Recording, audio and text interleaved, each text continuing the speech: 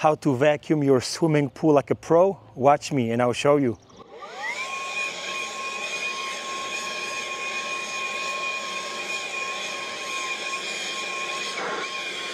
First, before you start vacuuming, you always got to clean your pool deck. If you have a dirty pool deck, it makes no sense to clean your pool, right?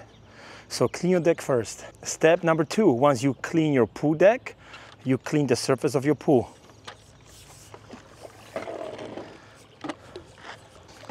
The pool net that I'm using, it's made by ProTuff, and it's a very, very fine mesh net. It's not like the pool nets that you can purchase at the Lowe's or Home Depot or whatever. It's a more professional pool net, or I would say rather very professional pool net.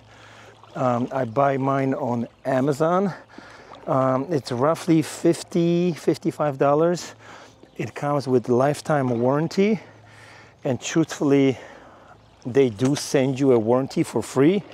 No, I do not work for them. Nope, I do not receive my free stuff from them.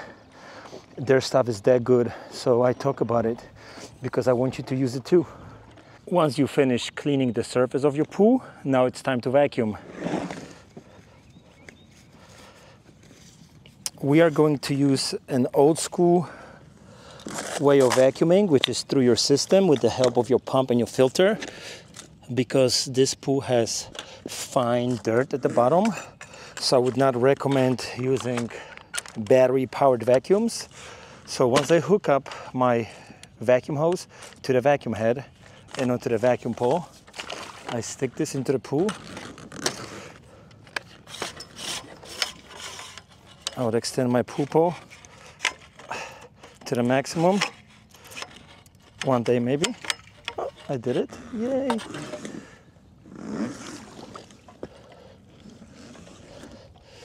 And there's few ways to do this. I will untangle the hose. Now, this hose is full of air, which is not the most desirable. So what you can do is, you can stick this hose against the wall jet, the closest jet from the pump. You stick this right against the jet. The jet will blow water right into the hose. It will fill this hose up with water and release the air from the other end. Once this hose is mostly full of water, then you can plug it into one of the skimmers. I'm going to use the skimmer that is the closest to the pump and the filter. All right, let's find the jet. So I have a jet right here. I'm gonna take the end of the hose, stick right against the wall. Now my hose should fill up with water from the jet and remove the air from the hose. Once your hose is filled with water, you remove the basket, and through here I stick the hose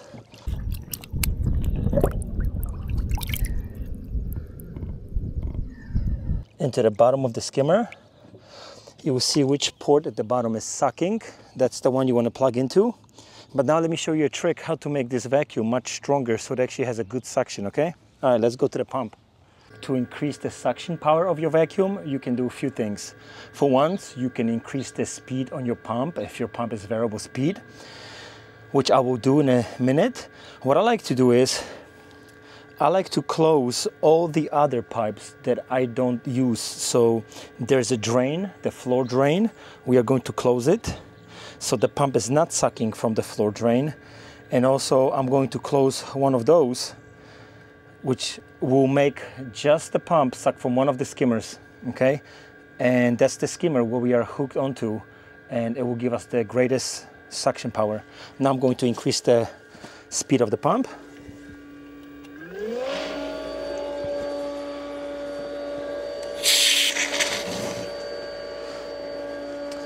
All right, I think it's ready.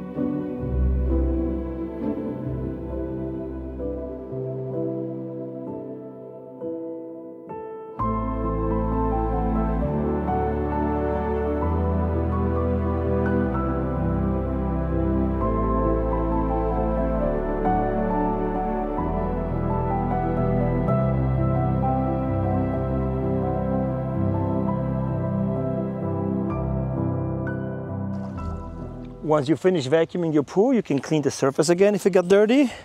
I'm about to unhook the hose, go back and reset the valves to original position. Clean the pump basket. Vacuuming is done. I'm going to turn off the pump right now. For now, I'm going to shut the valves because we need to clean the pump basket.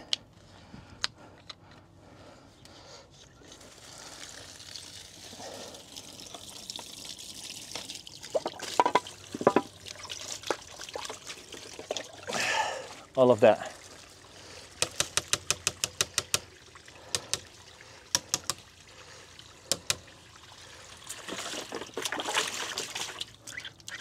Make sure the O-ring is clean.